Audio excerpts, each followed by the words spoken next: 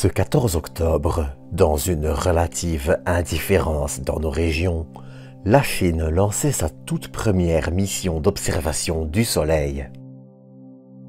La mission, baptisée CHASE, décollait ainsi avec un lanceur Longue Marche 2D pour une mission prévue pour durer 3 ans. Elle devrait ainsi observer le Soleil jusqu'à son maximum d'activité pour ce cycle. Bien qu'elle soit assez modeste, cette mission n'en reste pas moins scientifiquement importante, en plus d'ouvrir la voie à de futurs successeurs. Alors, pour cet épisode, un peu plus court que la moyenne, je vous propose de parler de CHASE, ses objectifs scientifiques, son intérêt technique et d'ASOS, dont elle viendra compléter les observations. Mais avant de pleinement commencer cet épisode, j'aimerais vous inviter à vous abonner si vous ne l'êtes pas encore, ainsi qu'à liker, commenter et partager cet épisode. Sur ce, je ne vais pas faire traîner cette introduction plus longtemps et je vous propose de nous retrouver, comme à chaque fois, après le générique.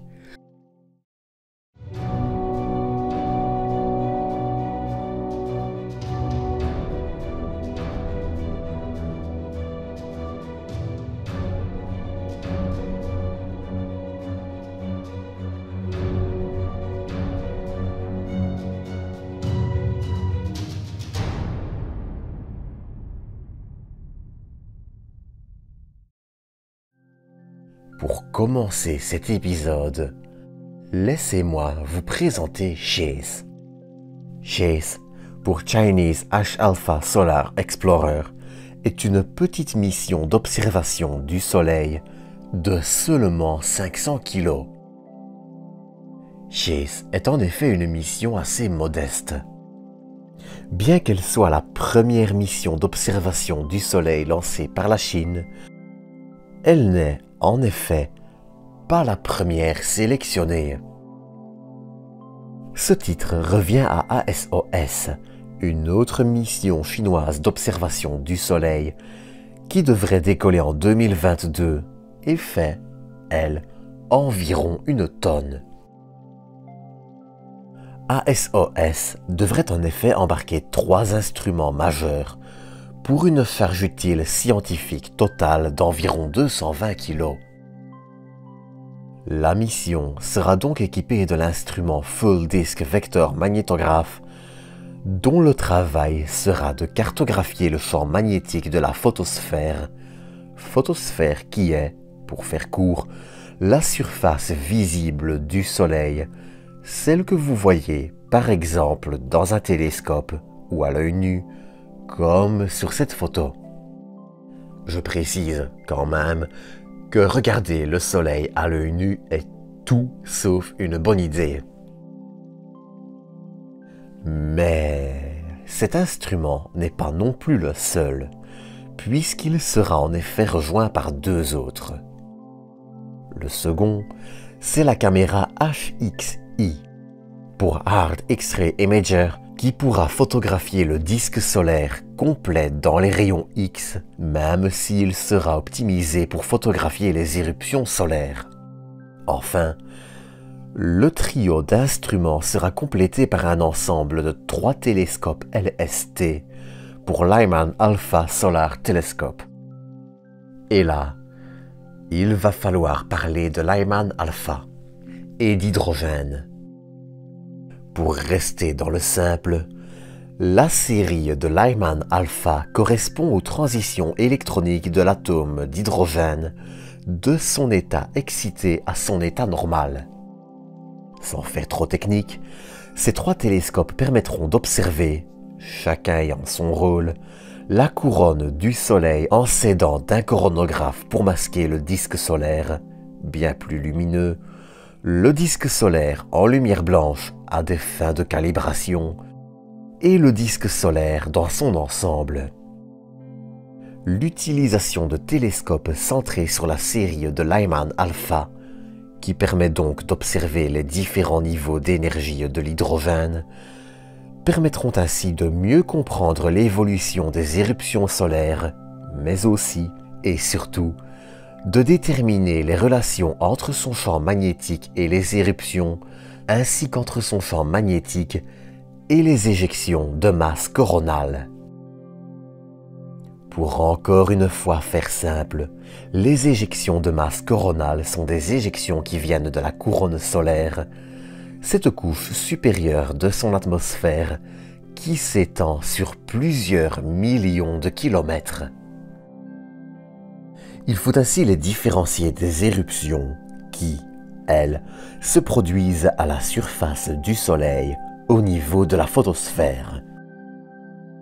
Pour l'anecdote, les éjections de masse coronale sont un phénomène courant, puisqu'on en observe entre 1 par semaine et 2 à 3 par jour, en fonction de la période d'activité du Soleil.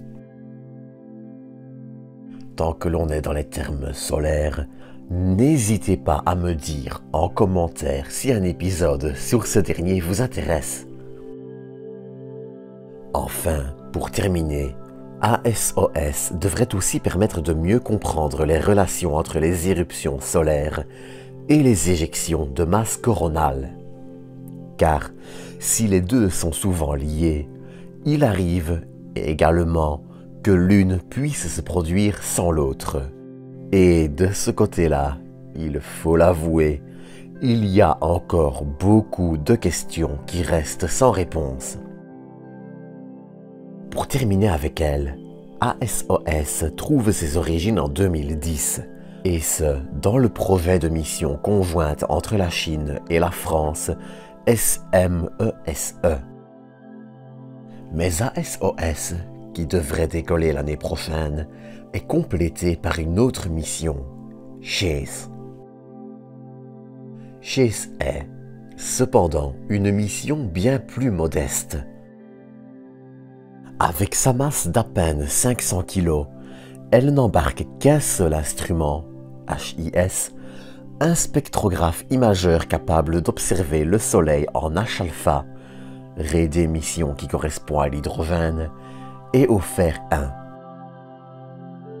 Si vous avez du mal avec tout ça, voici la raie d'émission de l'hydrogène.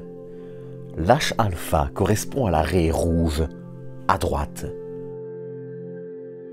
L'observation du Soleil en H-alpha et depuis l'espace, sans les problèmes liés à l'atmosphère, permettra ainsi de mieux prédire l'activité de la photosphère et de la chromosphère, mais aussi l'évolution des filaments, une structure magnétisée plus dense que son environnement, située dans la couronne. Enfin, CHASE permettra aussi de mieux comprendre les mécanismes de transportation de l'énergie dans le Soleil et d'ainsi aider à anticiper les différents phénomènes qui s'y produisent. Car vous n'êtes pas sans savoir qu'une éruption solaire pourrait avoir des effets catastrophiques. L'exemple de la tempête solaire, une série d'éruptions la plus violente connue, et qui se produit en 1859 en est un bon. Ce phénomène, qui n'atteindrait une pareille ampleur que tous les 150 ans environ, pourrait avoir des effets catastrophiques sur les communications, les satellites et même l'approvisionnement en électricité, avec des aurores observées jusqu'à des latitudes tropicales. Si elle se produisait avec l'électronique actuelle, les conséquences pourraient être assez graves, et prévoir ce type de phénomène est d'une importance capitale pour limiter autant que possible les dégâts. Mais au-delà de tout ceci, CHASE remplira également un autre rôle. Valider une nouvelle plateforme satellitaire améliorée destinée aux missions scientifiques. Le but de ce genre de plateforme est de fournir les télécommunications, le guidage, l'approvisionnement en énergie, etc., de sorte à économiser énormément de temps et de moyens pour de futures missions scientifiques. Pour terminer, Chase se trouve sur une orbite dite héliosynchrone, type d'orbite polaire qui permet à la mission d'être la mieux placée pour ses observations. En résumé, si le couple Chase et ASOS n'est pas un duo de missions extrêmement ambitieuses, elle devrait néanmoins, en s'ajoutant à toutes les autres déjà lancées par différents pays, permettre d'encore un peu mieux comprendre notre étoile et surtout ses colères qui peuvent être dangereuses. Mais ça, c'est un autre sujet. En attendant, c'est sur ceci que l'on va se quitter pour aujourd'hui. Comme d'habitude, j'espère que vous aurez apprécié cet épisode et je vous donne rendez-vous samedi prochain à 19 h pour une nouvelle vidéo. Et d'ici là, prenez soin de vous, prenez soin des autres et à bientôt pour une nouvelle dose d'espace.